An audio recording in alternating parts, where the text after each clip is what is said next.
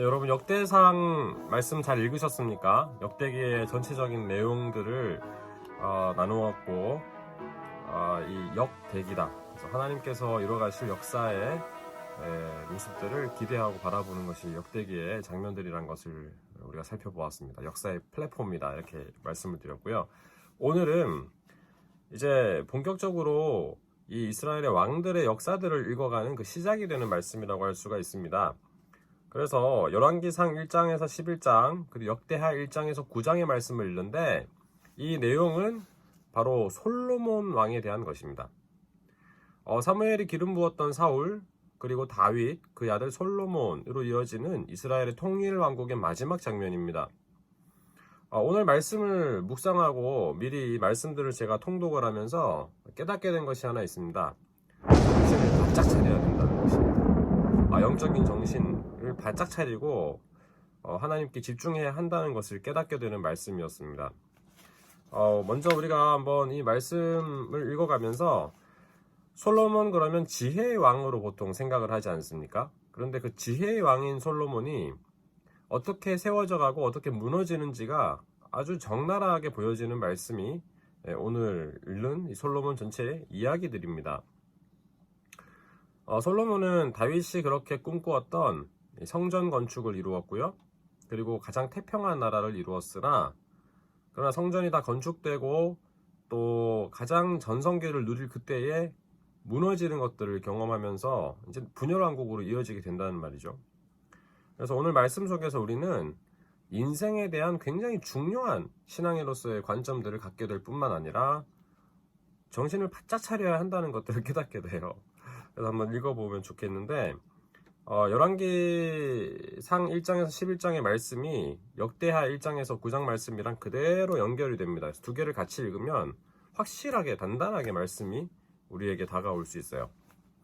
제가 오늘 새벽에 우리 성경 통독 멤버들이 모여져 있는 성경 통독 방이 있지 않습니까? 80명 정도가 지금 통독 카톡방에서 말씀을 나누고 또 이렇게 제가 링크를 아침에 걸고 있는데 그 한 분 한 분의 이름을 보면서 기도하는데 얼마나 그 한 영혼 한 영혼이 중요하고 소중한가를 보게 되었어요. 그래서 이렇게 말씀을 나누는 이것이 굉장히 귀하다는 것을 제가 다시 한번 생각을 하면서 하나님 우리가 오늘 이 솔로몬의 이 이야기를 다루는 것들을 보면서 일생 어떤 자세로 믿음을 갖고 살아야 하는지를 깨닫게 하옵소서 이런 마음으로 오늘 녹화를 하고 있습니다.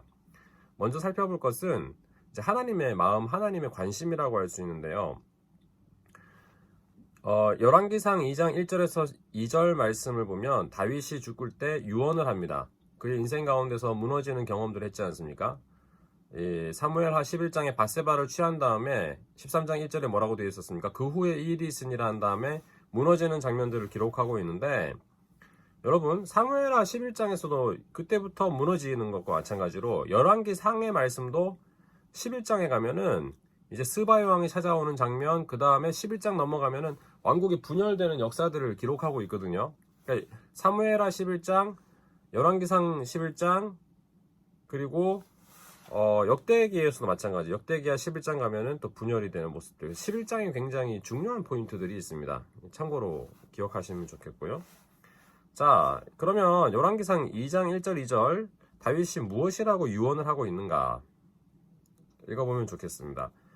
내가 이제 세상 모든 사람이 가는 길로 가게 되었노니 너는 힘써 대장부가 되고 내 하나님 여호와의 명령을 지켜 그 길로 행하여 그 법률과 계명과 율례와 증거를 모세의 율법에 기록된 대로 지키라.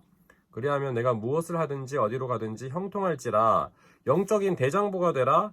그것은 힘쓰는 사람이다. 대장부는 힘쓰는 사람인데 말씀을 지키는 사람이다.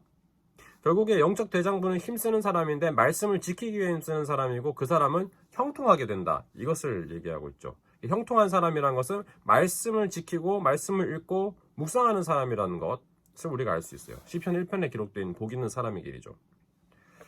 자, 오늘 본문 말씀, 자, 하나님 어디에 관심이 있는가? 솔로몬의 일대기를 다루고 있는데 이야기의 대부분이 성전 건축한 부분과 솔로몬이 하나님 말씀에 순종하려고 했던 성전을 봉헌하던 장면과 그 이후에 무너지는 장면에 집중하고 있어요. 자, 열왕기상 8장 60절에서 61절에 솔로몬이 성전을 다 건축한 다음 기도하고 백성을 축복하는 영적 전성기를 보여줍니다. 이에 세상 만민에게 여호와께서만 하나님이시고 그 외에는 없는 줄을 알게 하시기를 원하노라. 그런즉 너희의 마음을 우리 하나님 여호와께 온전히 바쳐 완전하게 하여 오늘과 같이 그의 법도를 행하며 그의 계명을 지킬지어다. 이렇게 이야기를 한단 말이죠. 그러자 66절 말씀에 보면 여덟째 날에 솔로몬이 백성을 돌려보내매 백성이 왕을 위하여 축복하고 자기 장막으로 돌아가는데 여호와께서 그의 종 다윗과 그의 백성 이스라엘에게 베푸신 모든 은혜로 말미암아 기뻐하며 마음에 즐거워하였더라. 아멘. 여러분, 말씀에 순종하고 말씀대로 살아가면 나만이 형통한 삶을 사는 게 아니라 이 형통한 사람의 축복이 함께하는 공동체에도 미치게 되고요. 더 나아가서 하나님도 얼마나 기뻐하시는지를 모릅니다. 역대하 7장에 가면 1절에서 3절 말씀에 성전을 봉헌하고 이렇게 기도하고 축복한 다음에 놀라운 일이 벌어집니다. 모세가 세웠었던 그 장막에 임하였던, 성막에 임하였던 여호와의 영광, 시내산에 임하였던 여호와의 영광, 솔로몬이 성전을 건축하면서 에덴 동산을 형성한 수많은 장식과 아름다운 것들, 성막 안에 지성소 안에 있었던 천국의 그 충만한 이 하늘의 은혜, 에덴 동산을 상징하는 것들을 하나하나 다 넣어 놓았던 그것을 형성화해서 만든 솔로몬의 성전이 하나님 앞에 봉헌되게 되었을 때 역대하 7장 1절에 3절에 이렇게 되어 있습니다. 솔로몬이 기도를 마치며 불이 하늘에서부터 내려와 그 번제물과 제물들을 사르고 여호와의 영광이 그 성전에 가득하니 여호와의 영광이 여호와의 전에 가득하므로 제사장들이 여호와의 전으로 능히 들어가지 못하였고 이스라엘 모든 자손은 불이 내리는 것과 여호와의 영광이 성전 위에 있는 것을 보고 돌을 깐 땅에 엎드려 경배하며 여호와께 감사하여 이르되 선하시도다 그의 인자하심이 영원하도다 하니라. 아멘.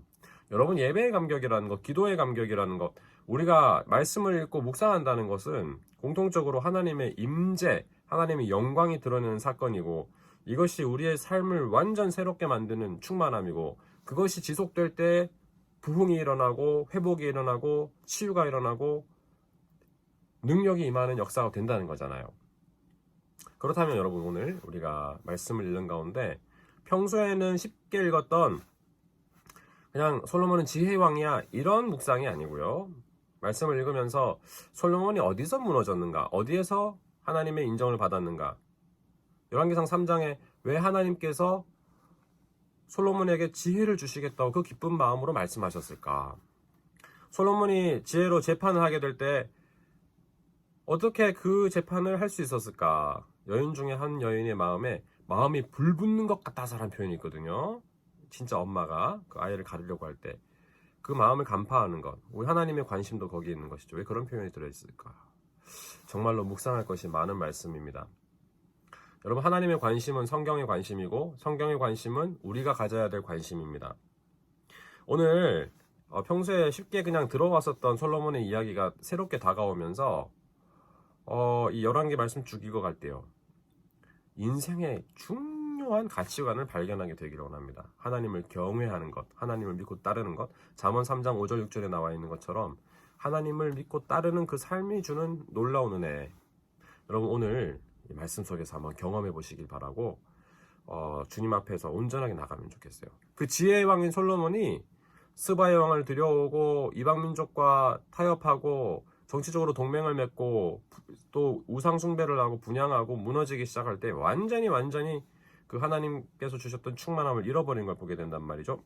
여러분, 저도 여러분도 정신을 바짝 차립시다. 이때 우리는 기도할 때이고 말씀을 읽을 때이고 하나님께 집중할 때, 오늘 하루 이 말씀 속에서 주님의 뜻을 발견하고 다시 마음 성장도 재건하고 또 우리의 이 삶의 모든 지경이 새로워지고 하나님께서 주시는 충만한 우리 가운데 있기를 하나님께 집중합시다. 정신을 바짝 차립시다. 오늘도 승리하십시오.